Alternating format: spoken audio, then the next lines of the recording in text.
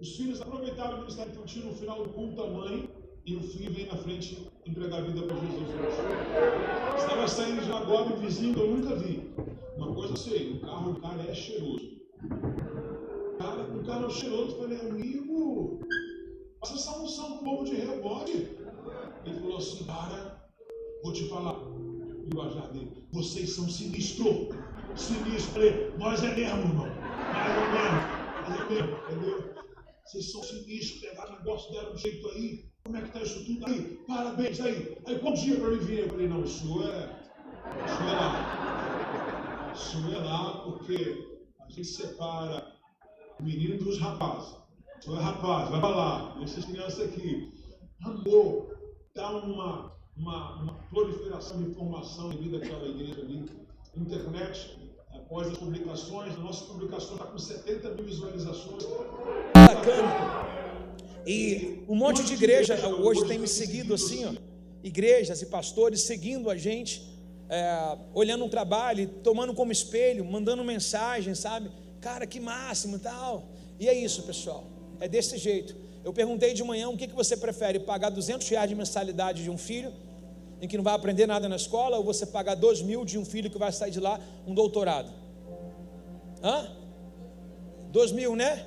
Então, dá esse valor ao Ministério Infantil, não é dinheiro, é grátis, tudo, mas dá esse valor, como se tivesse sido muito caro, e foi. Nós fizemos aqui umas ofertas para nós restaurarmos aquilo lá. O que me constrangeu foi um pai de família, ele tem um carro, ano 2011, 12, e um dia ele chegou aqui para mim e falou assim, pastor, eu estou fazendo uma oferta. Eu falei, tá bom, irmão, pode fazer, bota 01 final. Aí ele assim, pastor, Deus ministrou comigo, eu ia trocar de carro, vou continuar com o meu carro e vou dar o dinheiro da troca todinha. Sabe quanto é que foi o dinheiro da troca? Chuta. Você tem noção, ele ia comprar uma Fiat Toro. Olha lá o que ele fez. Enquanto tinha uns dando punhalada, Deus estava usando os outros para dizer, calma, meu filho, olha o que eu estou fazendo, tenham corações ainda para o reino. E nós terminamos a obra, estamos terminando as obras. Muito legal. Hoje, eu estou enrolando. Hoje nós viemos aqui no Ministério Infantil Antigo, que é aqui atrás dessa parede, já não está mais em utilização. Nós iremos restaurar como nós pegamos de forma original. São 3 apartamentos. Começa as obras amanhã para devolver. Iremos ter um equilíbrio, são 3 aluguéis, iremos devolver não mais aluguéis, porém iremos investir lá com o pagamento da luz até que nós possamos colocar aí a placa solar. E vai ser um alívio para a gente devolver isso aqui. A outra coisa, vocês devem estar com essa informação aí bem presente, eu e minha esposa estamos hoje ativos, junto com os líderes e com os pastores também, não sozinho, todos nós ativos na rede de jovens e de teens. Tem passeio aí para os teens agora, para os jovens também. Iremos levar lá para os Parques das Águas. Vai 10 mil jovens. Não sei de onde vai vir, mas vai.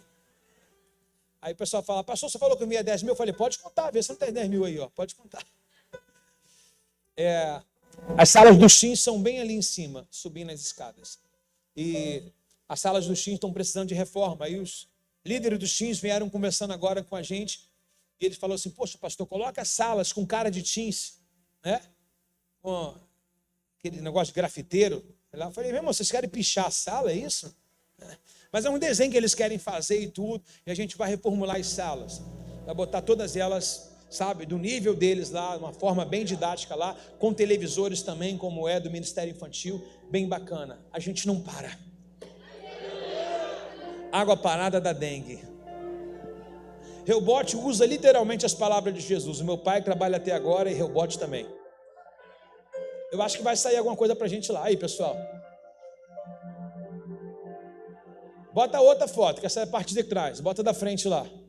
Ó, já tem gente fazendo bagunça. A outra. Ai, gente. Bota da frente da igreja, fazão. Essa é a parte de trás. Aí divide, eles cultuam lá e divide por turmas. E a maioria vai para as salinhas, né? E fica os maiorzinhos no ambiente de culto. A gente tá tranquilo, paizão, hoje. Tá tranquilo, a gente. Fica tranquilo. O Flamengo foi campeão, fica tranquilo. Por que eu estou dizendo isso? Porque o povo não está se irritando, né? Conseguiu ou não? Não, né? Deus é contigo, vai tentando aí.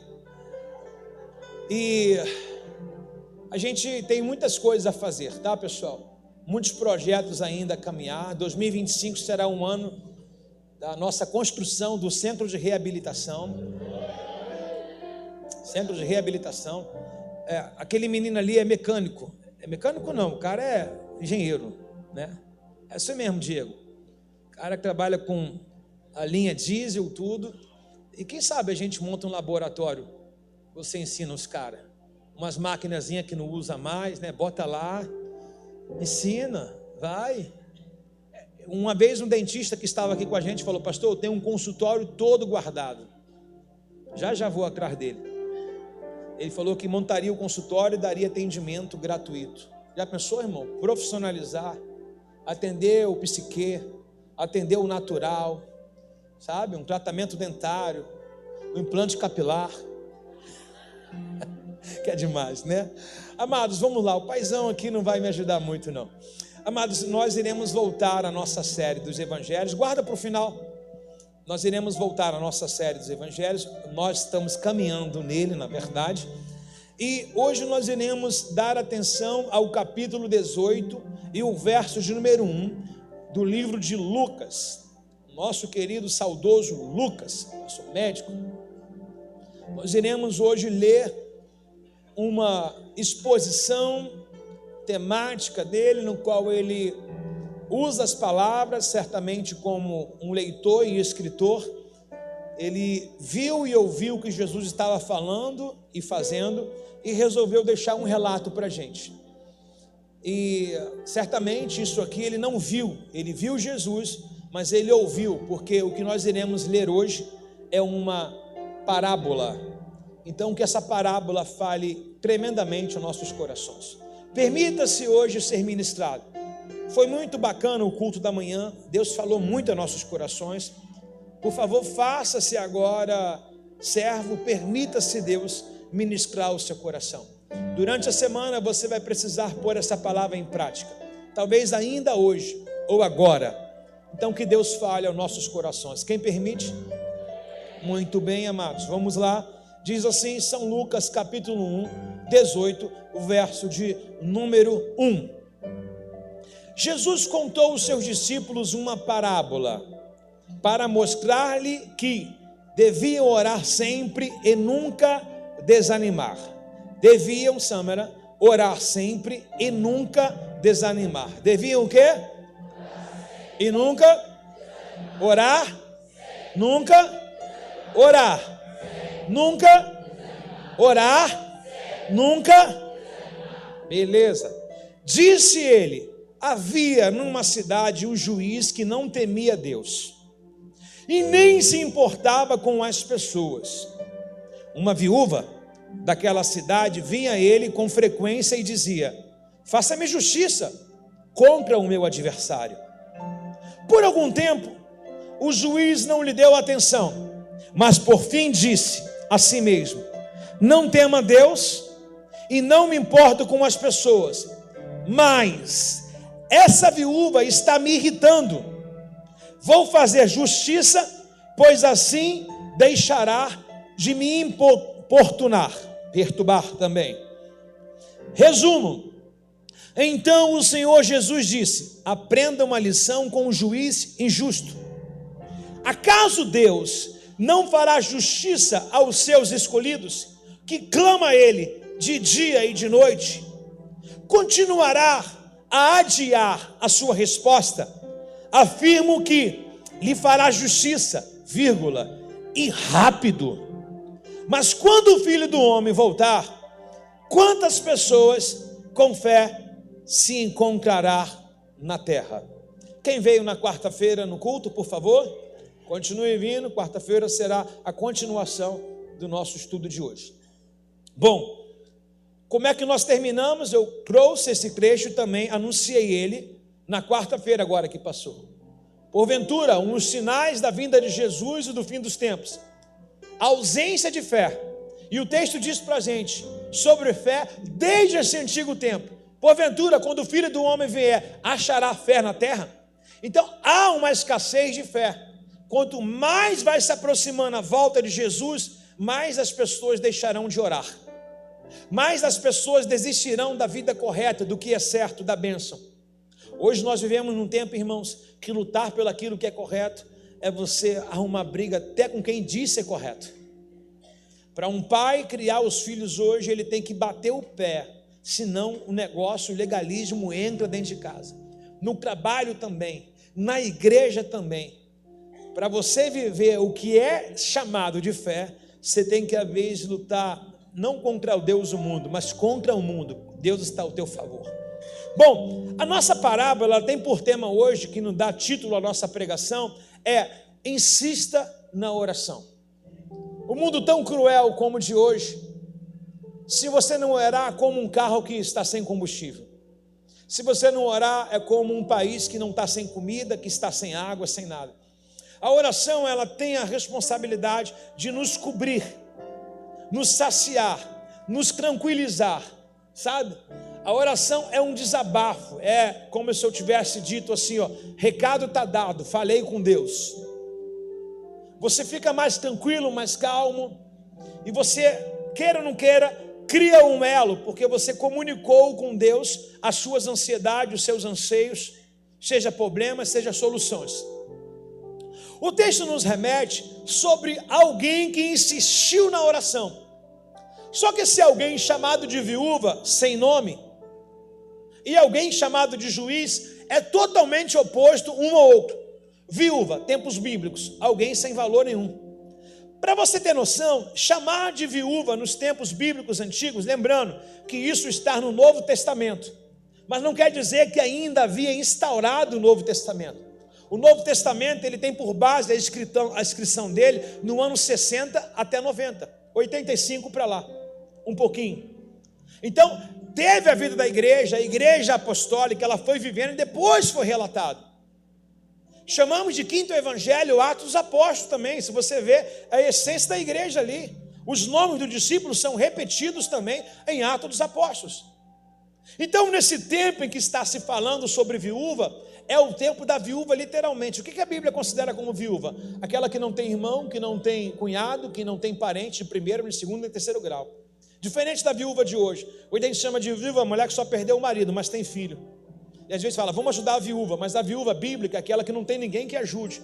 E a família, primeiro, segundo, terceiro grau, é obrigatória ajudar. Hoje até uma lei que estão aprovada, eu já ouvi dizer que está rolando, em que morto, era aquela velha frase, morto não tem dívida. Hoje se o cara morre, a dívida pode passar para a família. Tem gente que está com a pulga atrás da orelha agora, fala, meu Deus, nem morto ele deixa sossegado. Você está entendendo, pessoal? E aí, nesse tempo bíblico aqui, a viúva ela era totalmente descaracterizada de qualquer provento. Não tem recurso nenhum. Não tem valor nenhum. É uma mulher deixada literalmente a enfadar-se. Olha bem, quando Eliseu encontra com aquela viúva que o próprio Senhor manda que ele vá avistá-la, acampar por algum tempo na casa dela, a saber, 1 ano, o Eliseu, quando encontra ela, falou assim, não tenho nada a não ser comer eu e meu filho. Mas ela diz filho, mas ele não tem idade de guerra, ele não tem idade maior, é um adolescente, é um pré-adolescente, é alguém de pouca idade que não consegue ir ao trabalho, não consegue trabalhar. Ela diz, eu e meu filho iremos comer e morremos já. Então, para você ver o nível da viúva, e o texto pega na parábola a pessoa mais desprezível desse tempo, para dizer que até para ela a oração é ouvida. Sabe quem cria a distância da oração nossa com Deus? A nossa mente. Fale para você mesmo, a mente mente. A Bíblia diz, perto está o Senhor dos que tem coração contrito. O profeta Ezequiel, ele disse no capítulo 33, verso 3, clama a mim, responder-te-ei, anunciar-te-ei coisas grandes que ainda não conheces. O próprio Deus manda clamar, pede, darei às nações por herança, invoca-me e serei salvo. Cura-me e sararei. O próprio Deus nos ensina, mediante a sua palavra, nós buscarmos a Ele, nós clamarmos a Ele. 2 Crônicas 7,14, se o meu povo que se chama pelo meu nome se humilhar, me buscar e orar, ouvirei do céu, perdoarei o seu pecado, sararei a sua terra. O próprio Deus nos ensina. Agora essa parábola pega a mixaria da terra, que é o momento aqui chamado de viúva, para dizer que essa mulher foi atendida. Por mais pobre por mais sequelado que você esteja hoje, ninguém chega aos pés de uma viúva do Antigo Testamento. Pastor, está no Novo Testamento, está sendo comentado, mas ainda vivido é o Antigo Testamento. Agora o texto mostra para a gente uma característica do sucesso. A parte B do verso 1. Orar sempre, desanimar nunca. Orar sempre, desanimar nunca. Orar sempre, desanimar nunca. Orar sempre, desanimar nunca. Orar sempre, desanimar nunca. Pensa no pior dia da sua vida. Orar sempre, desanimar nunca. Pensa quando tudo deu errado. Orar sempre, desanimar nunca. Pensa se as portas estão fechadas. Orar sempre, desanimar nunca. Pensa no laudo médico. Orar sempre, desanimar nunca. Pensa na pior fase da sua vida. Orar sempre, desanimar nunca. Pensa quando você pensa que Deus te deu as costas. Orar sempre, desanimar nunca. Pensa quando o mundo te abandonou. Orar sempre, desanimar nunca. Pensa quando você pensa que não tem mais jeito para a sua vida. Orar sempre, desanimar nunca. Pensa quando você não quer levantar da cama para pisar sobre o chão e viver. Orar sempre, desanimar nunca. Pensa quando a noite não chega e você não tem sono. Orar sempre, desanimar nunca. Pensa quando você não tem nada para comer, nada para fazer. Orar sempre, desanimar nunca. Pensa quando você bateu em porta e o emprego não aparece. Orar sempre, desanimar nunca. Pensa quando você cria um filho e ele se desvia. Orar sempre, desanimar nunca. Pensa quando você tem um marido e uma esposa que ainda não se converteu ou se afastou. Orar sempre, desanimar nunca. Pensa no mundo cruel que você vê o mal proliferando dia após dia. Orar sempre, desanimar nunca. O nosso papel é orar sempre e nunca desanimar.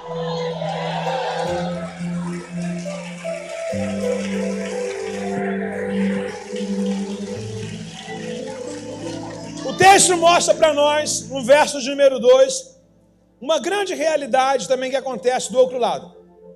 Qual é o outro lado? Ora, eu falei da viúva. Alguém descaracterizado, desprovido de qualquer receita, por menor que seja, mais pobre que seja. O estado dela, Rafa, é miséria. E ela tem uma única chance, e a chance dela é alguém que não teme a Deus e que não se importa com as pessoas.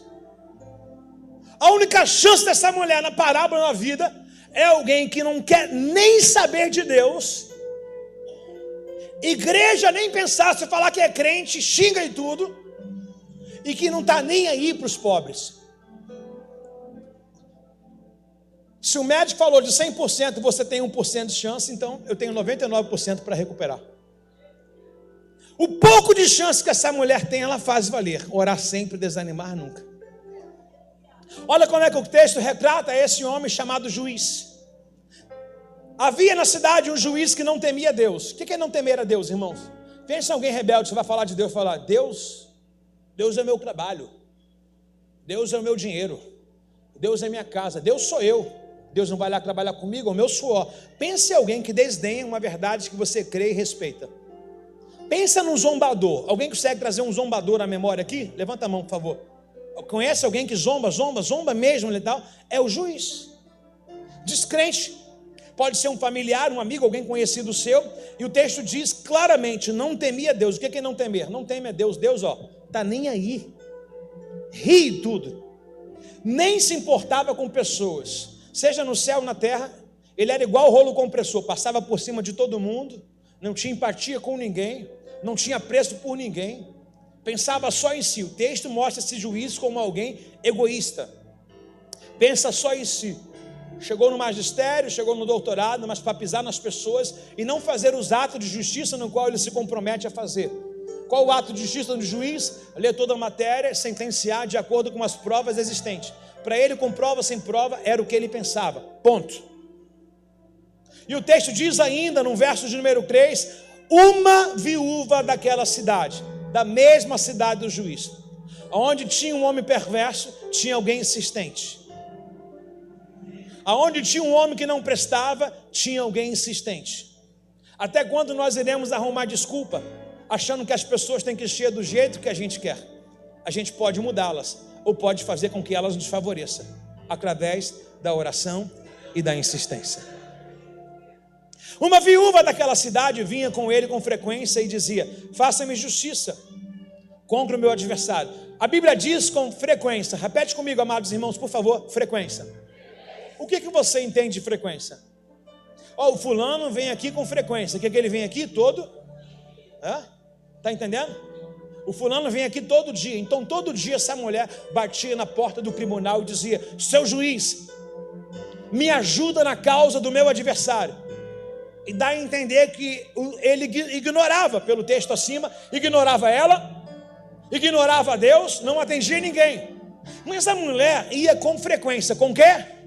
Segunda-feira, terça-feira, quarta-feira, quinta, sexta, sábado, domingo, qualquer dia da semana, chovendo, com sol, com condição, sem condição, doente, sarada, independente, ela estava lá. Quando o texto diz frequência, não mede esforço para dizer, todo dia ela praticava a mesma petição e juiz. No verso de número 4, parece que passa-se um tempo dessa frequência e o texto apresenta para a gente uma colocação muito importante, logo no início, que já dá para entender que há um resultado de melhora. E diz assim: por algum tempo depois da frequência, por algum tempo depois no qual ela implorou, pediu, gritou, por algum tempo depois, o juiz não lhe deu atenção, mas por fim, disse a si mesmo, pensa ele, a mulher no ouvido, quem faz alguma coisa porque alguém pediu para você 10 vezes? Já pensou a mãe falando para o filho assim: eu já te pedi isso. Aí o filho vai lá, mesmo não querendo. O marido, a mulher fala: já falei isso para você fazer isso. Sabe aquela repetição, aquela coisa assim, recógnita assim, repetitiva? A pessoa mesmo não querendo fazer, ela faz. Por quê? Porque ela quer paz. E o texto apresenta o juiz como uma pessoa má. Só que a insistência da vozinha muda o coração do juiz. Vem cá, o faraó era baneiro? O faraó do Egito é uma pessoa perversa. Sim ou não? Mas Deus amoleceu o coração dele. Deus faz com que corações endurecidos sejam amolecidos pela nossa insistência. Por tantas vezes que Moisés chegou lá, o faraó acabou amolecendo o coração e liberando o povo para ir. Ele dizia, batia de pé firme que não vou deixar ir, não vou deixar ir, não vou deixar ir. Mas no final deixou. E o texto agora apresenta para a gente que o juiz mudou a colocação dele, dizendo assim: mas essa viúva, no verso 5, está me irritando. Repete comigo: frequência, irritação. Quem se sente irritado quando alguém fala 10 vezes a mesma coisa? Agora, não era melhor obedecer na primeira? Era ou não era? Fala para sua mãe aí: perdão, mãe. Agora o juiz se sente irritado. O que é a palavra irritado? A mulher conseguiu chamar literalmente a atenção dele. O que ela conseguia, ela fez de um modo no qual ele não gostou, de um modo no qual era a única saída dela, mas ela teve que gritar para chamar a atenção: Jesus, filho de Davi, tem misericórdia de mim. Para de gritar: Jesus, filho de Davi. Para de gritar: Jesus. Quando mandava parar de gritar, ele aumentava mais ainda o tom da sua palavra. E essa mulher faz a mesma coisa. Mas essa viúva está me irritando, disse ele. Vou lhe fazer o quê? Justiça, pois assim deixará de me importunar. Então o Senhor disse: aprenda uma lição do juiz injusto. Acaso não fará justiça aos escolhidos que clamam ele dia e de noite? Continuará a adiar a sua resposta? Eu afirmo que ele fará justiça e é rápido. Fala para o seu irmão: clama mais um pouquinho, busca mais um pouquinho, insiste mais um pouquinho, porque o que há de vir, virá e não tardará. Tem algumas coisas que é insistência, pessoal. Aqui, quem lembra do capítulo de Daniel, do livro de Daniel, quando Daniel busca, e o Senhor libera um anjo lá de cima. O Senhor liberou um anjo para falar com Dani. E o Dani não sabia de nada. Para o Dani, Deus não estava nem aí para ele, as coisas não tinham acontecido. Só que o que aconteceu? O príncipe da Pérsia veio e prendeu o Gabriel, que é um anjo mensageiro, não é de guerra. Mas como que Deus soube que um anjo dele tinha sido preso por um príncipe da Pérsia? Alguém de autoridade, de guerra. Porque Daniel continuava a orar. Em toda a Bíblia a gente vê isso, essa insistência. A mulher cananeia, ela se rebaixa. Jesus fala assim, não posso tirar os pães para dar para os cães. E ela fala assim, Senhor, até os cachorrinhos comem na mesa cara do seu Senhor. São essas insistências, essas pessoas que se humilham, essas pessoas que se rebaixam, essas pessoas que não desistem, essas pessoas que não se entregam com facilidade, aqueles que continuam buscando, são eles que alcançam o êxito. E o texto diz que se Deus é Pai, e se esse juiz era mau, a colocação que Deus não é, e atendeu o pedido dessa mulher, porque ela tanto clamou e tanto pediu, quanto nós. Qual foi a sua última palavra que você veio fazer nesse culto? Qual foi a última oração? Hoje você vai dar uma reforçada em tudo que você anda orando. Sabe o que é reforçado, irmão? É chegar alguém que vai te alfabetizar, e aquela pessoa está com todas as letras do alfabeto pontilhada. Aí você, sem saber ainda completar as coisas, como vai dar, você vai andar pelo aquilo que está pontilhado. E hoje eu estou colocando ponto em cima de ponto, dizendo para você, escreve em cima, reforça, irrita, buscar-me-eis e encontrarei, quando buscar de todo o vosso coração. Tem alguém para dizer aí, Jesus, filho de Davi? E o texto diz, Jesus terminando a frase, ele fala, eu afirmo que ele lhe fará justiça e será rápido. Mas quando o Filho do Homem vier ou voltar, quantas pessoas, é uma pergunta, se encontrará com fé na terra? Olhando esse versículo final, dá para a gente entender que mesmo não querendo orar, a gente é obrigado a orar. Não é uma questão apenas de ter resposta, é uma questão agora de sobrevivência. Porque se eu não orar, eu serei aqueles no qual a pergunta se encaixa. Quando Jesus estiver voltando, porventura, terá pessoas posicionadas, terá pessoas de oração. A oração é o combustível do cristão. Um carro não anda sem gasolina, um cristão não vive sem oração. O que é orar, irmãos? Para muitas pessoas orar é abrir o berreiro, a voz, etc. e tal, também faz parte.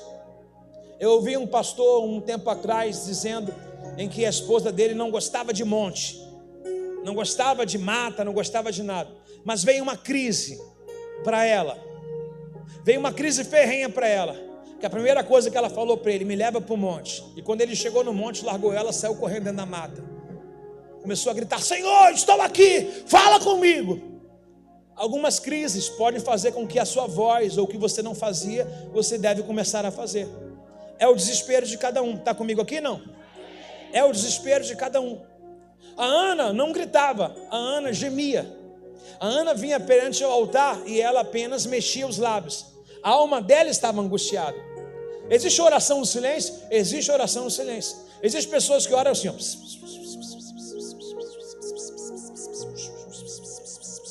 Já viu alguém que ora assim? Já? Você está do lado dela orando, parece... Estranho, né? Existe alguém que ora na mente. Existe alguém que ora... Manda o Flávio orar, quer ver? A Flavinha veio de manhã. Manda o Flávio orar, irmão. Manda o pastor César orar. Existe gente que gosta de pôr a voz.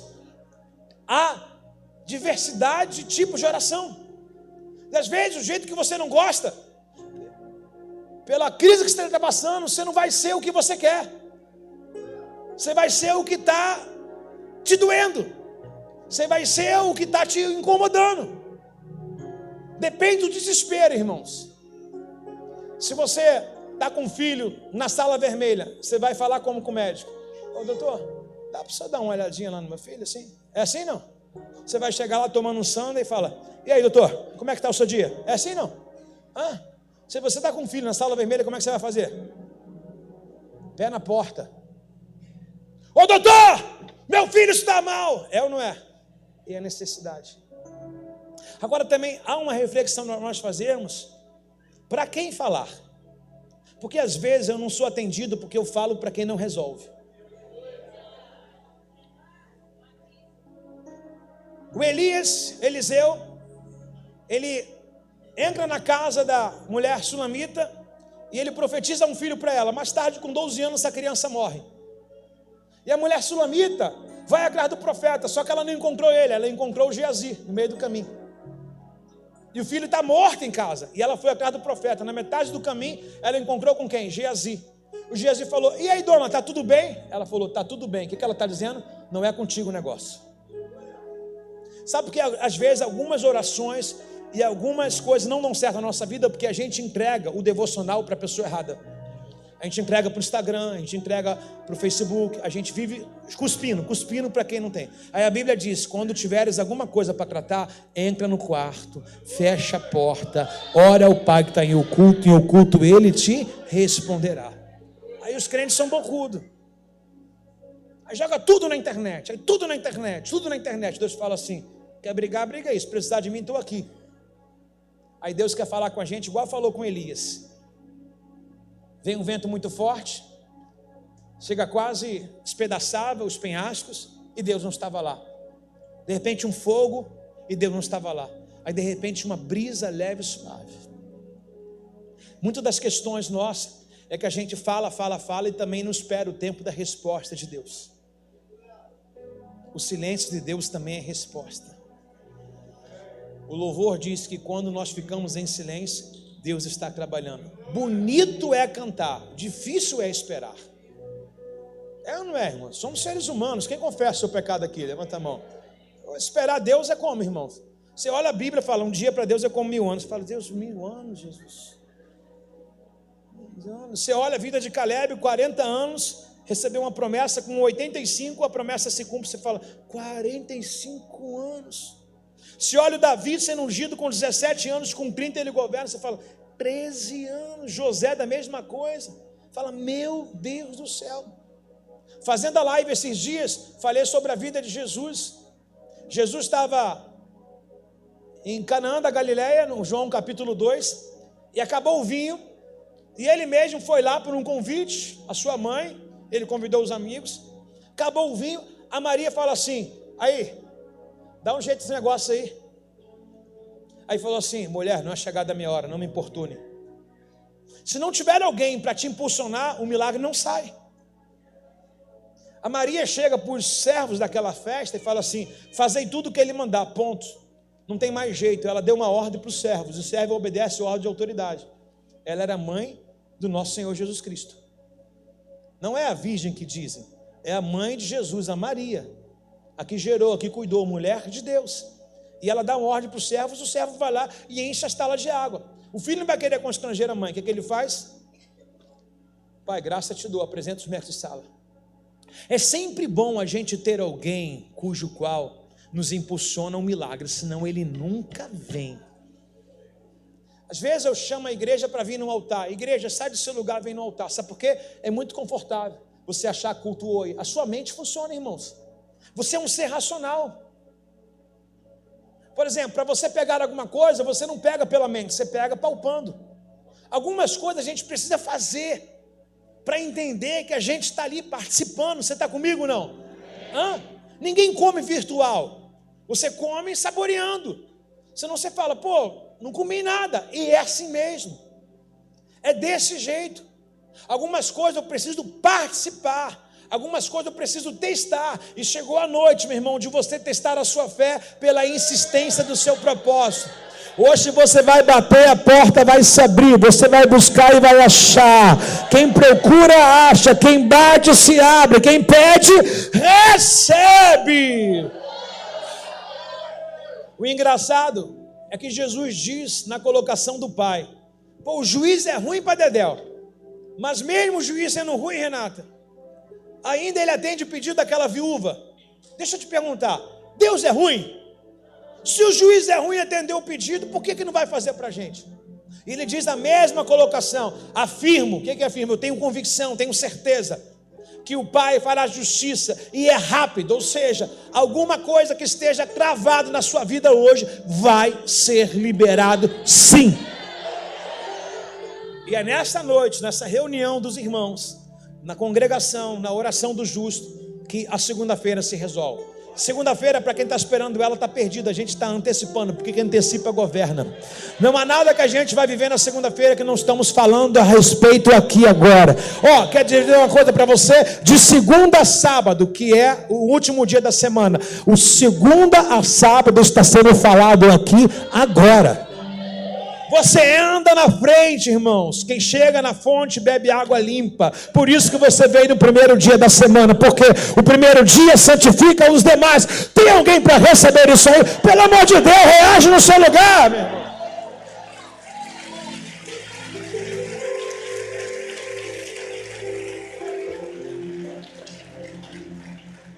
Eu separei outro texto também sobre a colocação de Jesus quando ele é interrogado pelos discípulos, dizendo assim: ei, Senhor, nos ensina a orar como os discípulos de João sabem.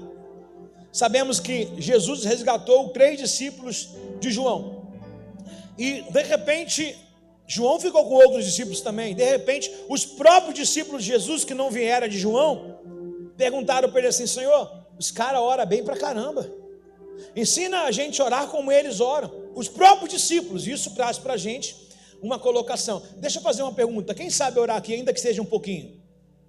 Levanta a mão, quem sabe orar um pouquinho? Levanta a mão lá em cima, quem sabe orar um pouquinho, pessoal. Você não sabe nada não, filho? Ou do bigode, não? Nada? Pessoal, quem sabe orar um pouquinho? Um tiquinho. Quem sabe fazer uma resenha com Deus maneira? Uma resenha, né? Quem chama Deus para um bate-papo da hora? Quem chama? Legal. Vamos guardar isso aí, beleza? E agora os discípulos, ao tempo da caminhada, veja bem, Lucas capítulo 11, mesmo texto aí. Lucas capítulo 11, verso de número 1. Certo dia Jesus estava orando em determinado lugar. Mostra-se uma oração que ele estava fazendo em determinado lugar. Quando terminou a oração, seus discípulos lhe disseram: Senhor, ensina-nos a orar, como João ensinou os seus discípulos. Eu junto essa palavra, essa conexão, quando Jesus estava prestes a ser entregue no Getsemane. Quem lembra aqui que Jesus pediu que Pedro, Tiago e João fossem mais à frente, e depois ele deixou os 3 aqui e foi a orar sozinho em um lugar? E lá tem aquela passagem que o seu suor se transformou em gota de sangue. Lá ele colocou aquelas palavras que nós conhecemos: Pai, se possível, afasta de mim esse cálice, todavia seja feita a sua vontade, não a minha. Lembra disso? Lembra? Beleza? Você tá comigo no culto? Tá ou não tá? Tá correndo, tá nervoso? Eu vou fazer o convite para Jesus no final. Fica tranquilo, cara. Fica tranquilo, vai chegar a tua hora. Beleza? Ou tu quer agora? Tu tá nervoso, tu quer agora, né? Tu quer agora. Aí ele tá aqui e tá dizendo o que ele está sentindo, o que ele está passando. Ele diz: a minha alma está angustiada. E nunca houve na história esse nome? Lohan. Nunca houve na história alguém que tinha suado e o suor se transformou em sangue. Foi Jesus o único. Tamanha aflição que a alma dele estava. Por quê? Ele havia de se entregar pela humanidade toda, inclusive pelo Lohan. Quem concorda comigo? E aí agora ele volta. Ele terminou a oração e volta. Quem ele encontra? Pedro, Tiago e João fazendo o quê? Comendo McDonald's. Estava ou não? Dormindo. Os 3 dormindo. O que ele fala para os 3? Não podeis orar por um momento? Então você vê que a oração ainda não era algo emblemático na vida dos discípulos. É tão real que Jesus quis ensinar. Ele mandou orar durante os 40 dias. Da data da morte de Jesus até o Pentecoste dura 40 dias.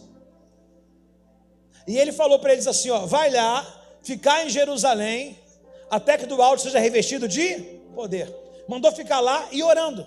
E eles estavam orando. Quando a gente entende que é oração, o avivamento vem. Porque a oração não tem que marcar data. Pessoal, vamos orar aqui 5 minutos. Não, vamos orar, e Deus é que sabe. Sabe, orar é gastar uma vida. Orar é esquecer das suas prioridades, viver aquele momento, é entregar e fazer daquele momento um momento exclusivo. Há muitas pessoas que falam assim: poxa, eu admiro tanto o Gabriel, quem ora 1 hora, 2 horas. Eu já não admiro muito. Talvez o cara ora 1 hora, mas fica 1 mês sem orar, porque ele acha que orou muito. Mas o bom é não deixar de orar durante 1 hora. Já pensou, a cada hora você ora um pouquinho, cada hora você ora um pouquinho? Não, eu gosto de orar direto, muito. De repente você se sente tão avantajado, abastecido, que fica uma semana sem fazer aquilo que você fez uma hora. Está comigo aí, não? Ainda que ore pouco, mas não deixe de orar a cada minuto. Está comigo ou não está? Então dá a entender nesse texto, mais uma colocação, os discípulos falam na parte B: Senhor, ensina-nos a orar como João ensinou os seus discípulos. Então, o texto apresenta para a gente que o João Batista, ensinou os seus discípulos a fazer uma oração. E o próprio Jesus não ensinou os seus. Aí aparece para nós o que a gente chama de Pai Nosso. Dá a entender que João sempre pregou a justiça, o reino é chegado, o reino de Deus, etc. E ele vai fazer uma oração similar, igual, idêntica à de João. Presta atenção, no verso 2 ao 4, Jesus disse, então tá, ore da seguinte forma: Pai, santificado seja o teu, venha a nós o teu, venha a nós o teu, dai-nos hoje o pão de cada, perdoa nossos pecados, assim como perdoamos o que pecamos contra, e não nos deixe cair em tentação. Como é que começa a oração do Pai Nosso? Com o nome de Pai. Sabe, irmãos, quando a gente só tem Deus e não tem Ele como Pai, a gente se desvia, a gente sai de casa, a gente cria rebeldia. Esse dia eu cheguei para a Esté e falei: Esté, eu sou pai, eu sou pastor. Eu falei assim: se eu não for o teu pai, eu não consigo ser teu pastor. Primeiro pai na frente. O que é pai? É intimidade, confiança, abrir o coração, né? Se sentir à vontade. Eu estava lá em cima, um discípulo que saiu daqui da igreja por muito tempo. Agora ele voltou da apaixonada, está 2 anos dando a vida. Aí ele estava comigo essa semana no gabinete, ele, a esposa, mais um casal de amigos, tudo. Ele levantou, foi no meu frigobar, atrás de mim. Eu pensei que ele ia me dar um beijo, um abraço. Ele abriu o meu frigobar, pegou uma água com gás e bebeu. A esposa falou: tu está maluco? Ele falou: eu estou na casa do meu pai. Ele olhou para mim e falou: né, pai? Eu falei: essa parada, é isso aí. Porque quando o filho fica pedindo, ele não é filho, ele é bastardo. Jesus fala: pai, eu estou pedindo por causa dele. Lembra quando ele vai ressuscitar Lázaro? Pai, meu problema é com eles, eu sei que tu pode tudo. Quando a gente tem uma intimidade, a gente não tem medo, a gente se expõe. Sim ou não, a gente se expõe. Gostando ou não, a gente se expõe. Por quê? Porque o coração está aberto, não tem mazela, não tem culpa. Então como é que Jesus nos alinha na oração? Chame Deus de Pai. Para todo mundo que não conhece, vê Deus como um carrasco, Deus como ser mal. Deus é ruim porque crianças morreram. Deus é ruim porque o Hamas, porque Israel. Deus é ruim. Deus é Pai. Deus é Pai. Já falei uma vez, vou voltar a repetir a seguinte colocação: para Deus todos os filhos são iguais. Repete comigo: para Deus todos os filhos são iguais. Agora, nem todos os filhos só têm a Deus. Tem os filhos que têm o Pai. Existem filhos que amam mais o pai do que um outro. Estava com um rapaz hoje, o Guilherme, está voltando para Portugal, teve com a gente os 2 cultos, nosso discípulo. Eu falei: qual é que é a mais apaixonada por você? Eu já sabia, porque eu via agarrado direto. Toda hora fingia um machucado para chegar perto do pai. Pai, não tinha nada na mão, nada. Toda hora arruma um argumento para chegar, que é assunto. E eu vi na hora, nitidamente, qual é a filha que está mais colada nele. Sabe, o pai quer dividir um amor, mas tem os filhos que é loucamente apaixonado por um pai mais do que outro filho. Gênesis capítulo 4, o texto mostra os 2 primeiros filhos da Bíblia, gerados de Adão e Eva, Caim e Abel. Olha o amor que o Abel tem. Abel, ele trata Deus como prioridade, o texto chama de primícia. Abel pega a primícia, o melhor que ele tem, e fala: eu vou dar para o meu pai o melhor que eu tenho.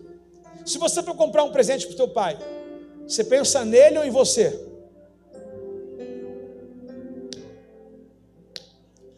Se eu penso nele, eu não olho para o meu bolso. Se eu pensar em mim, eu vou olhar para o meu bolso. Foi o que Abel não fez, mas foi o que Caim fez. O Caim falou assim: vou dar o que eu consigo dar, o que eu posso dar. Abel falou: vou dar o que eu nem consigo dar, vou dar o meu melhor, porque ele é meu pai. Já pensou se a gente tratasse Deus como a gente gostaria que Ele nos tratasse? Não seria um elo perfeito? Quem quer receber um carinho de Deus gigantesco? E por que não dá para ele primeiro? Quem quer receber um sim de Deus nos próximos dias? Quem quer? E por que não dá um sim para ele, para aquilo que ele tem te pedido? Já pensou? O recíproco. O pai faz, o filho faz, ninguém fica se retrucando, ninguém fica se chantageando, ninguém mede esforço um para ajudar o outro. É a oração do Pai Nosso, é uma oração de aproximação.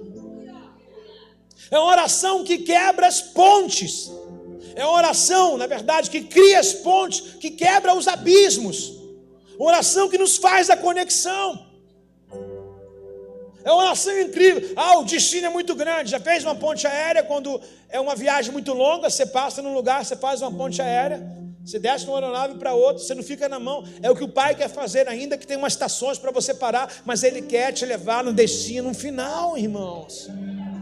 O texto diz assim, ele prosseguiu. Lembra que é uma parábola também. Ele prosseguiu no verso 5. Suponhamos que você fosse à casa de um amigo. Lembra que os discípulos pediram para orar igual a João. Repete comigo. Os discípulos pediram para orar. Gente, está fraquinho, viu? Os discípulos pediram para orar igual a João. Aí ele vai fazer a oração do Pai Nosso. Lembra disso? Depois da oração do Pai Nosso, o que ele vai fazer? Vai colocar uma parábola. Justamente uma parábola idêntica da viúva e do juiz. Parecida. Com a mesma tônica, com a mesma referência, com a mesma proporção. E ele vai colocar, verso 5 do capítulo 11. E ele prosseguiu. Suponhamos que você fosse à casa de um amigo à meia-noite. Que hora? E você pedisse a ele 3 pães. E dizendo para ele: ei, amigo, um amigo acaba de chegar para me visitar. Eu não tenho nada em casa para dar para ele comer. E ele respondeu para você lá de dentro: não me perturbe, a porta já está trancada, a minha família já está deitada, não posso. Quem aqui já faltou alguma coisa em casa e foi no vizinho pedir? Quem já? O que você pediu, dona Ilma?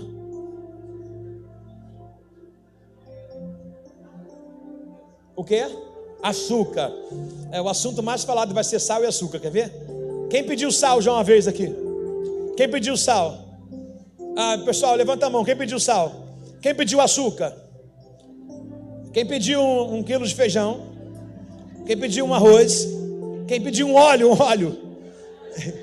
Quem pediu gás? Meu gás acabou. Aí o cara do gás é encanado. Bota a boca aqui. Aí lá em casa, a coisa mais pedida, normal, literalmente, é o sal e o açúcar. Quer que eu explique por quê? O açúcar acaba rápido. Você abriu hoje, amanhã acabou. Você não viu? Acabou. Ainda mais se fizer uma limonada, já foi. É ou não é? Agora, por que o sal? O sal, ele é diferente do açúcar. Você compra e demora 1 ano para acabar. Aí passou e ele não te cobra tanto, acabou e você não viu. Então um é pela demora e o outro é pela pressa. São 2 coisas que a gente precisa dar atenção. Nem de mais, nem de menos, ok? Agora, se você precisar de sal, chama o homem grosso que você casou. É só dar uma refinada, porque grosso ele já é. Não vou falar isso não, senão vai ter guerra na sua casa hoje, né? Piada sem graça, pastor. Não está no bom momento para isso. Era melhor o senhor ficar calado. E esse homem chegou com uma necessidade. Qual é a necessidade? Pão para um visitante inesperado, por um horário importuno no qual não há nenhum comércio aberto. Ele vai à casa do vizinho, dá a entender que esse vizinho tinha afinidade com ele. Talvez ele já havia, ao inverso do que ele está fazendo agora, ele já tinha feito com o vizinho. Pode ser que o próprio vizinho já havia tido um problema e pedido ele uma solução. E ele pede. E ele coloca, aí não tenho nada. E o homem grita lá de dentro. Pensa o homem gritando: estou dormindo. Não é assim que acontece, não é? É ou não é? Quer ver uma coisa comum? A sua filha pede alguma coisa, você já está deitado. Ô mãe, estou com fome. Se vira, já estou deitada. É ou não é? Sim ou não? Não, às vezes do lado, você está da esposa assim do lado, fala, estou com fome. Ah, não vou descer não. Do lado, não precisa nem gritar, já é um grito da alma, né? Está comigo aí, não? E esse vizinho grita. Esse vizinho agora ele abre o berreiro. Só que o texto mostra para nós mais uma chave. Quem quer aprender essa chave? Olha o que diz o verso 8 e 9. Eu lhe digo que, embora ele não faça por amizade, por mais que o cara seja amigo, o texto não mostra que é inimigo. Por mais que seja por amizade, que ele não faça por amizade, mas é amigo, se você continuar a bater na porta, ele vai se levantar e lhe dará o que você precisa por causa da sua. Irmãos, quem está precisando é quem? Então eu que tenho que me virar, irmãos. Falei de manhã, torno a repetir. Uma vez um amigo estava indo para uma empresa, foi aqui eu mais amei de trabalhar. Eu era na época da Telemar. E aí a Simes abriu vaga, a Simes entrou no Rio de Janeiro, uma proposta de plano de saúde, carro zero, em tudo. Aí eu falei, pô, cara, para coisa boa você não me chama. Aí ele falou assim, cara, são 2.000 pessoas que selecionaram. Aí ele falou para mim assim mesmo, vai lá. Aí eu falei assim, mas eu não fui chamado. Ele falou, leva o que eu vou levar. Aí ele me deu os documentos que precisava, carteira de trabalho, foto 3x4, um currículo, os documentos formais, comprovante de residência, tudo. Mano, o auditório lotado. A mulher chamou as letras de ordem alfabética. O meu começa com C. A galera do C vazou. E eu fiquei. Falei, Jesus, qual a saída desse lugar? A mulher chamou todo mundo, sobrou uns gatos pingados que se perderam lá, mas o nome estava. Se eu não me engano, eu fui o último em que estava ali clamando pela misericórdia. E quando ela perguntou, e você, jovem? Eu falei assim, você não chamou meu nome não. Ela pegou, folha. Seu nome? É Carlos Alexandre Feijão. Tá com os documentos aí? Eu falei, tô, senhora. Me dá aqui, vai lá, vai para aquela sala lá dos exames. Oportunidade. Quantas pessoas ficam na fila do pão, irmão, esperando a chuva, esperando a oportunidade. Algumas coisas se criam pela insistência. Quer entrar numa empresa, não tem vaga. Fala pro cara, deixa eu ficar uma semana fazendo um teste aí, limpando o que você precisa. O cara vai ficar tão incomodado que vai concretar você, cara. Mas ninguém quer se humilhar, ninguém quer se rebaixar, porque se sente envergonhado. Quem precisa? Quem necessita? Dá teu jeito. Olha, vizinho, imagine um cara na tua porta. Pau, pau, pau, pau, pau, pau, pau. Quem já viu aquele filme, o do Ghost? Quem já viu o filme do Ghost? Vou uma sessão espírita agora, ó. Ai, Jesus tem poder. Quem já viu o Ghost? O que a mulher falava? Pro cara, ela queria que ele fizesse um negócio. O que ela falava? Um elefante incomoda muita gente.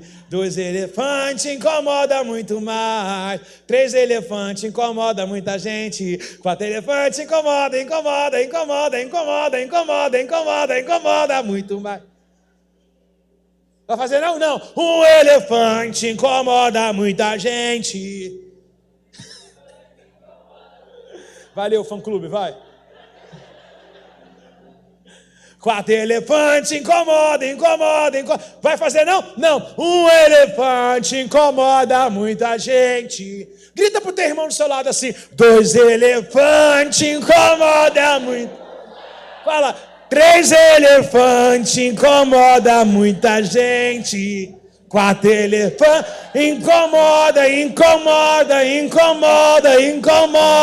incomoda muito mais. Agora faz isso só, balançando ele, irritando ele, quer ver? Um elefante incomoda muita gente. 2 elefantes incomoda muito mais.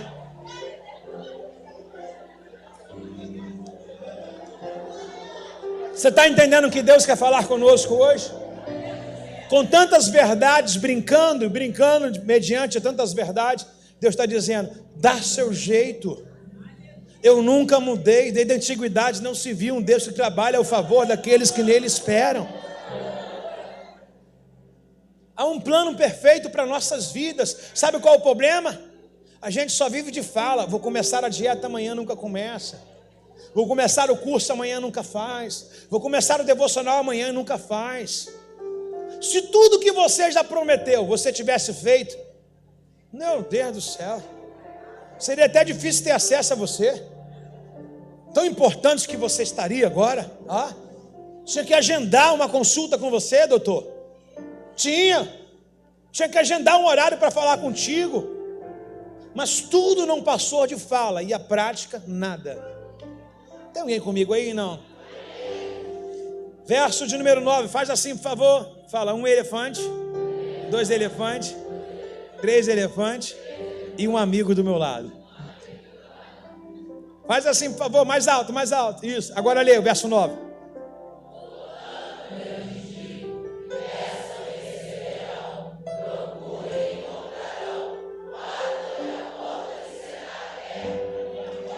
Amém, irmãos? Amém, irmãos? Agora, indo para a parte dos 75 da mensagem para chegarmos a 100, e 25 comigo é coisa pra caramba. Queria desanimar não, mas você vai ficar aqui umas 2h30 ainda. Estou brincando. Tiago capítulo 4, verso 2. Tiago ele vai ensinar a gente sobre a oração, a não pedir coisas por motivações alheias, Camille. Camille faz 15. Ele vai ensinar a gente a não pedir por motivações erradas. E a gente vai entender piamente o que é uma motivação errada. Ok? Hoje comentei demais sobre isso. Quero trazer de novo, irmã Ilma, a colocação das motivações erradas novamente. Ok? Vamos lá. Querem o que não têm. Olha que coisa incrível. E até matam para consegui-lo. Invejam o que os outros possuem. Não, por favor, repete comigo assim. Querem o que não tem. Tem alguma coisa errada nisso? Eu não tenho. O texto está ensinando eu pedir, sem problema. Alguma coisa errada? Então vamos lá. Querem o que não? E até matam para conseguir. Não mede esforço, sacrificam o que for e etc e tal. Em nome do sucesso. Inveja o que os outros possuem. Conhece isso? Inveja o que os outros possuem. Lutam e fazem guerra para tomar o que é deles. E no entanto não têm o que desejam porque não pedem. E quando pedem, não recebem, pois seus motivos são o quê? Pedem apenas para dar prazer. Um texto com um contexto. Qual é o contexto acima? Há alguém pedindo por inveja, porque viu alguém ter. Viu que alguém conseguiu. Irmãos, nem sempre o que alguém consegue, eu devo desejar. Há um dom derramado diferente para cada um, habilidade diferente. Se todo mundo plantar, irmão, quem vai colher? E se todo mundo colher, quem vai plantar? Então, às vezes, aqui fica a colocação da insistência da oração. Às vezes eu não sou atendido porque eu estou pedindo por ganância, eu estou pedindo por inveja, eu estou pedindo mais para ostentar do que para ter propósito. E o texto acima mostra em que alguns pedem por inveja. Por exemplo, alguém comprou um carro, e você vai, Senhor, me dá um carro. Mas você já tem, você quer um porque alguém trocou. Quer ver uma coisa? Quem mora em vila, condomínio de casa? Quem mora? Tenta pintar a tua calçada, teu muro e reformar a tua calçada. O vizinho vai fazer na mesma hora. Com dinheiro ou sem dinheiro. Ele acha que a tua melhoria, você está passando por cima dele, ele vai querer fazer e vai ficar uma competição. Troca de carro. Alguém vai dizer assim, também tem que trocar? Eu, hein? Fulano não trocou. Estou pedindo, sem condição, não é o meu momento, mas estou pedindo por causa de quê? Inveja. E acredite, a maioria das pessoas que sente isso nem percebe. Elas acham que são naturais e usam a palavra fé para conseguir os seus deleites ambiciosos e as suas invejas. Entram em dívida por causa de competição de outro. Ó, fulano, como é que está arrumado? Olha a outra, olha o que ela fez no cabelo. Vou fazer também. Vai lá e passa o cartão do marido, paga uma mega hair com o cabelo da Contitina, endivida para se igualar.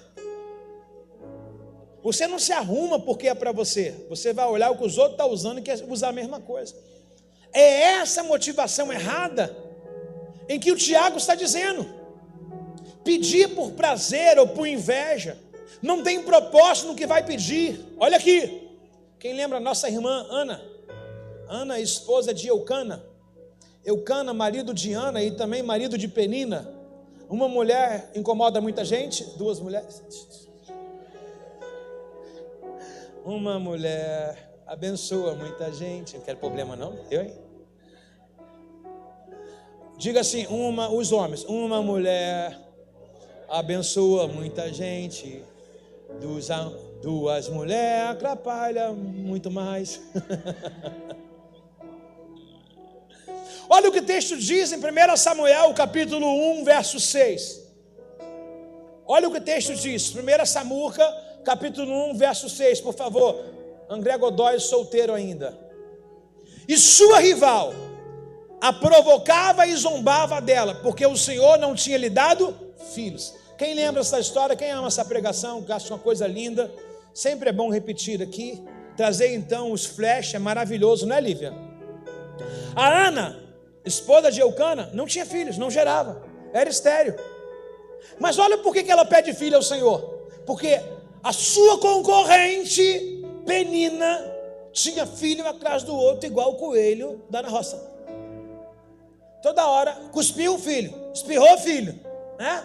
Eucana olhou, engravidou, né? Esbarrou e engravidou. E com Ana se lambuza, ou Eucana esfrega nela, e nada dá certo. Mas qual a motivação de Ana para ter filho? Rivalidade.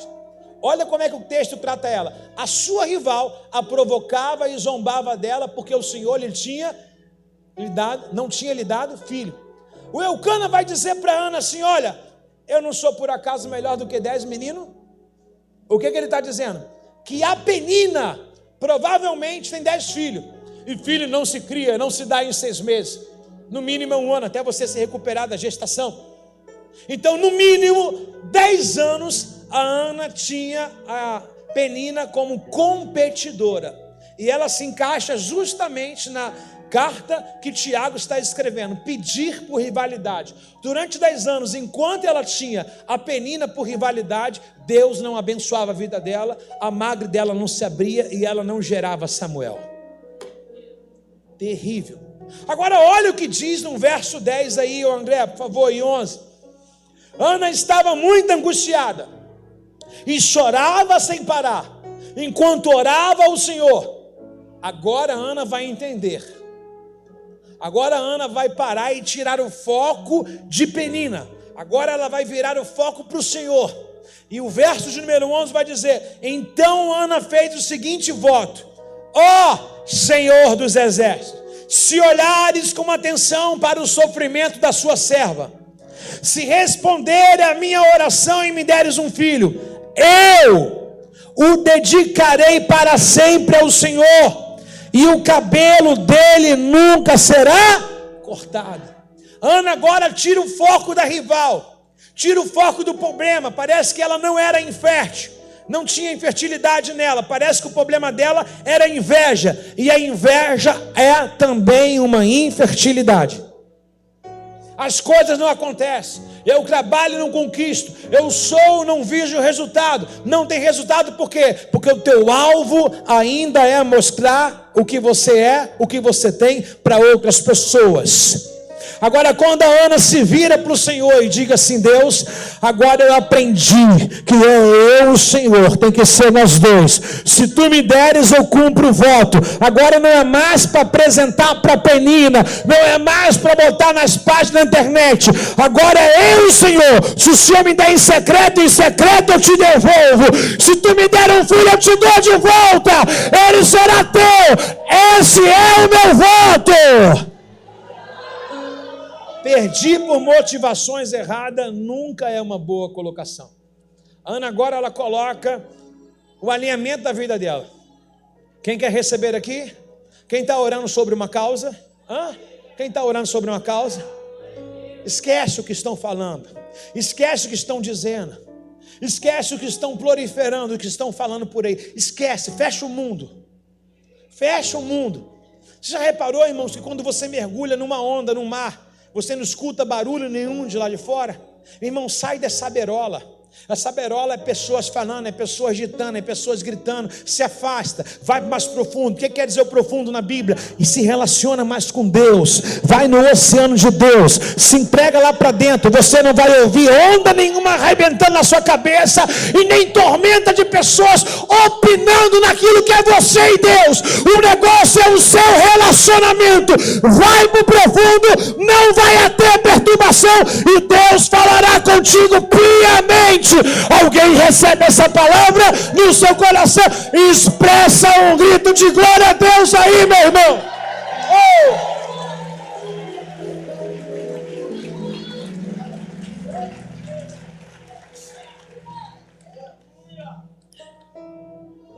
Penina dá um filho. Ana fala assim: pô, e eu? Penina dá outro filho. Ana diz: eu? Isso se repete por 10 vezes. Mas chega um momento que a Ana fala assim: sabe de uma coisa? Vou mudar a minha oração, a minha motivação. E o que Deus me der, eu vou dar para Ele. Fale para a pessoa do seu lado, segure no queixo dela. Espera aí, se for esposa, segura, senão... Se não for esposa, segure na orelha e fala assim: motivações erradas atrasa o propósito. Tire os olhos das ondas e do mar. Mergulha. Fecha os olhos. Dentro do oceano é você e Deus.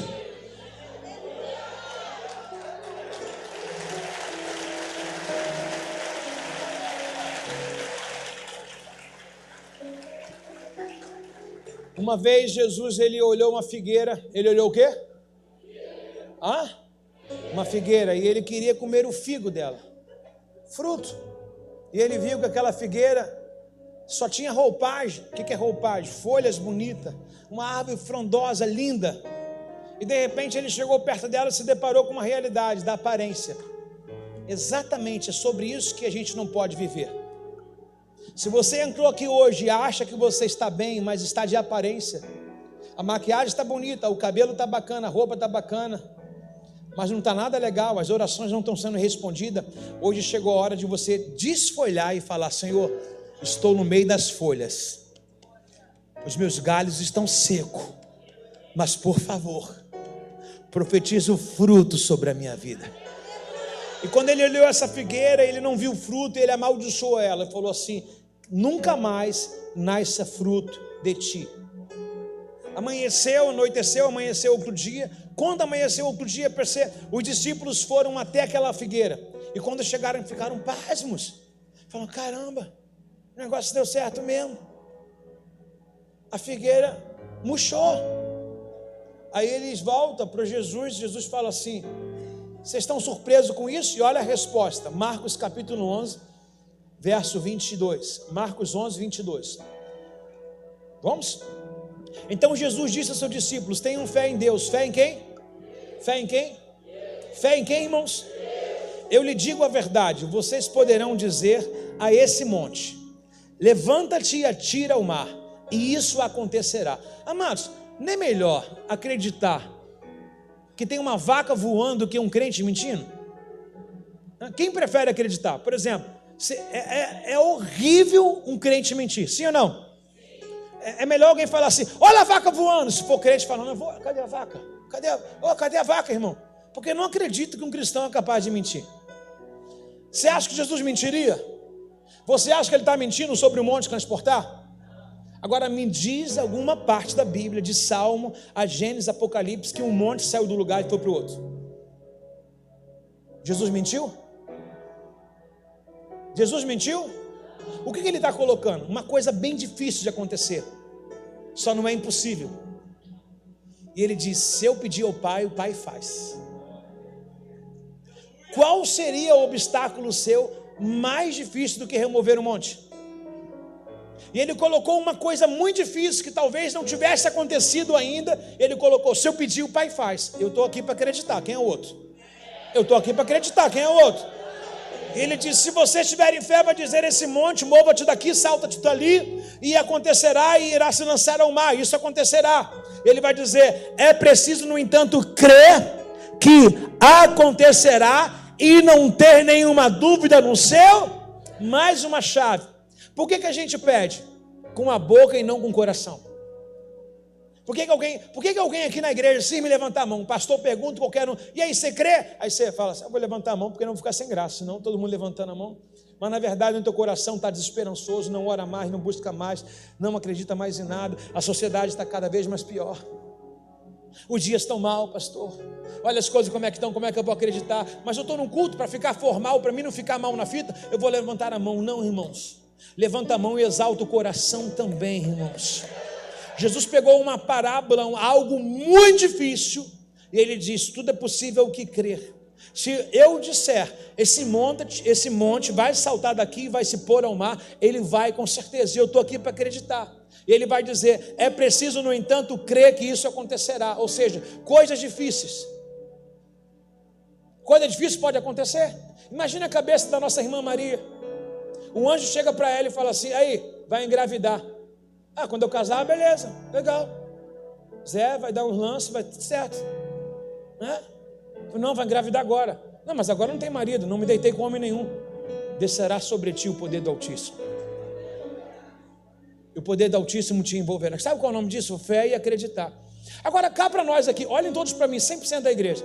Se Maria não acreditasse, aconteceria? Deus precisa de concordância na terra. Sabe o que a Maria vai dizer para o anjo? Cumpre-me a tua vontade. Deus tinha um propósito para cumprir, sim ou não? Para cumprir a profecia de Isaías, e a virgem dará luz ao filho, e chamará o nome de Emanuel. Deus encontrou uma virgem, então Deus já encontrou um propósito. Agora Deus precisa perguntar o propósito, ele pode gerar o propósito com esse propósito. Entendeu o propósito todo, não? Sim ou não? Entendeu ou não entendeu? Deus tinha um propósito, tinha ou não tinha? Tinha uma promessa, tinha ou não tinha? Tá bom, tinha uma promessa, tinha ou não tinha? Qual era a promessa? A virgem dará luz a um filho. Aí Deus precisa cumprir o propósito, para que a promessa se cumpra. Aí Deus fala, a virgem dará luz a Maria está em qual condição? Virgem. Deus falou assim, achei. Agora eu vou perguntar se ela aceita. Tem umas coisas que Deus quer cumprir. Quem pode dar o sim para ele aí? Não, vou perguntar mais uma vez, porque eu falei que você tinha que levantar a mão, o coração, aí você ficou todo envergonhado, né? Deus quer cumprir algumas coisas, e Ele está falando como falou para Maria aqui naqueles dias. Ei, a virgem dará luz a um filho, eu posso cumprir um propósito através de você? Você que levantou a mão, não abaixa não, sem vergonha. Deixa eu falar um negócio. Olha o que a Maria está aceitando. Não baixa não, vai passar mal. Olha o que a Maria está aceitando. A Maria está prestes a casar com Zé. Olha o problema. A Maria tem um sonho, vai casar virgem. Só está gerando. Mas a Maria tem um sonho de ter um casamento comum, uma vida comum, um trabalho comum. Só que ela vai se tornar mãe do Filho de Deus. Nunca mais vai ser a mesma. Deus pode mudar a tua história por completo? Pode? Tem certeza? Vai gerar para ele primeiro? Ah, pastor, mas eu quero gerar com Zé. Vai gerar para ele primeiro? Primeiro para ele, depois para você. Primeiro para ele, depois para você. Quem aceita esse desafio? Pai, faça isso em nome de Jesus. Que pessoas agora recebam o seu milagre, que pessoas agora cumpram o seu propósito. Primeiro o Senhor dentro de nós. Gera em nós os seus sonhos, gera em nós os seus projetos, gera em nós aquilo que já gerou no Senhor. Acha em nós agora a palavra, a profecia para se cumprir, o que o Senhor tem para a nossa casa, o que o Senhor tem para a nossa geografia. Faça em nós. Estamos aqui como a Virgem, estamos aqui receptiva a te receber. Venha Espírito Santo nos envolver e faça em nós o teu querer e a tua vontade, em o nome de Jesus. Alguém pode reagir aí, meu irmão?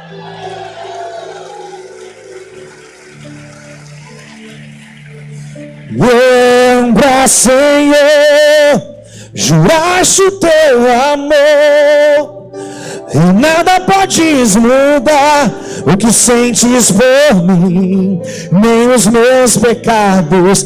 Lembra, Senhor, e faz mais uma vez os teus sinais, e saberão que ainda és o mesmo Deus.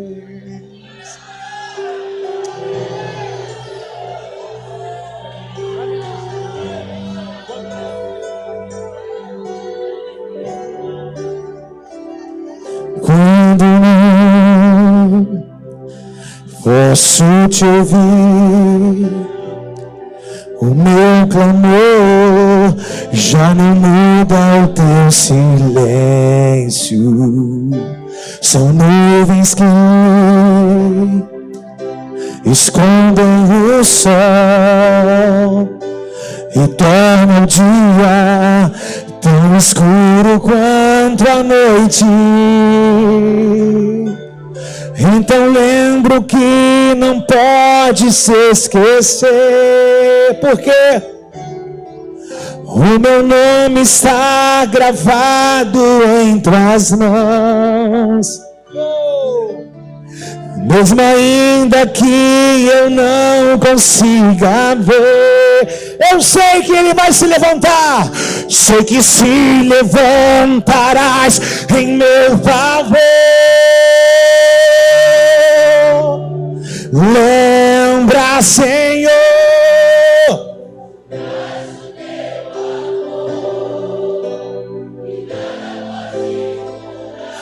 o que sentes por mim, nem os meus pecados. Lembra, Senhor, me faz mais uma vez os teus sinais, e saberão que ainda és o mesmo Deus.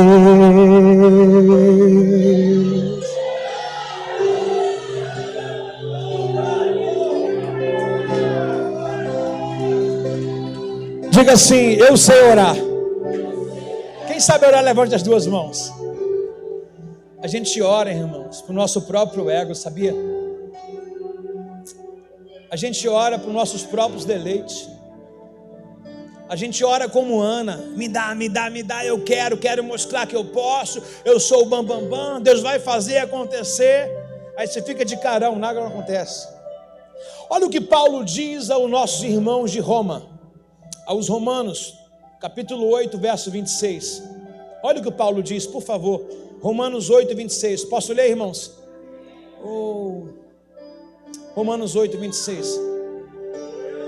E o Espírito nos ajuda em nossas fraquezas, pois não sabemos orar segundo a vontade de Deus, mas o próprio Espírito intercede por nós com gemidos inexprimíveis e expressos em... levante as suas mãos. Que revelou a sua glória a Israel, que por amor abriu o mar, parou o sol, o mesmo em meu favor. Lembra, Senhor, e faz. Nada pode mudar o que sentes por mim. Nem os meus pecados lembra, Senhor. Me faz mais uma vez os teus sinais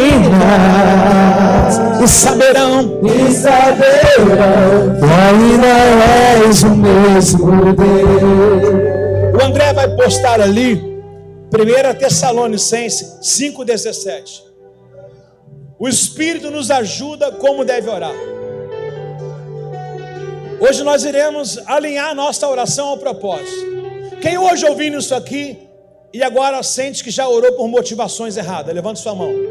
Vem consertar essa oração.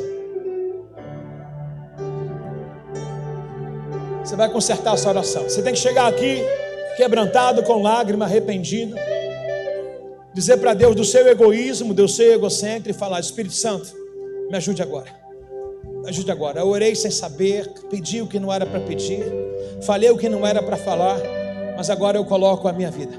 Olha o que Paulo vai dizer: nunca deixe de orar. Oração é o nosso combustível, irmãos, do dia de amanhã. Quem planta oração sempre vai colher milagre. Se você hoje olhou ou viu essa mensagem, e talvez você não se encontre como esses irmãos reparando a sua oração, mas talvez você está aí no seu lugar e não consegue orar, porque não tem força. Você acha que Deus não te ouve mais. Ei, lembra do juiz que era mau e perverso? Esse juiz era alguém muito rude por nossos dias, e o texto diz que ele atendeu o pedido daquela viúva. Se você hoje acha que Deus não é capaz de ouvir essa oração, você está muito enganado, viu? Se você hoje quer voltar a orar, a ferver na presença de Deus, a chorar na presença de Deus, sai do seu lugar, ainda que estiver aí atrás, dá um jeito de chegar aqui pertinho um pouquinho, dá um jeito. Quem está precisando? Pastor, estou precisando orar, voltar a orar, estou sem vontade, sem desejo. Aproveita que a gente vai aqui chamar agora a canção para nós entrarmos no quarto, fechar a porta, a sós, em silêncio com Deus. Sai do seu lugar, vem, vai te fazer bem, vem chorar, vem chorar, vem se derramar, vem se quebrantar. Pastor, eu estou sem vontade de orar. Então vem por causa disso. Vem porque você não tem vontade. Isso precisa ser uma realidade para você. Você está convidado a estar aqui. Entro no quarto e fecho a porta. Chegou a hora de falar com Deus. Dobre os joelhos e sinta a presença que toma todo esse lugar. Sinta a glória de Deus.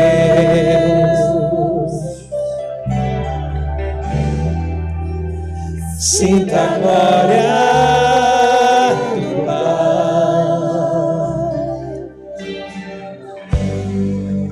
Não se detenha se as lágrimas rolarem e as batidas do seu coração acelerarem.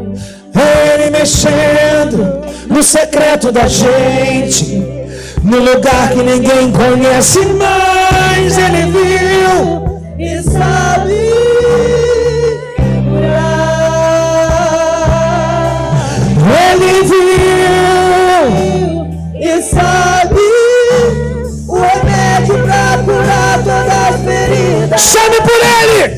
Jesus, tua presença é o que eu mais quero. Jesus, tua presença é o meu remédio. Jesus, eu não quero ouro nem prata, só quero que cuide de mim.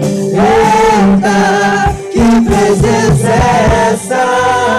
Presença que mexe, confronta com tudo aqui dentro da gente.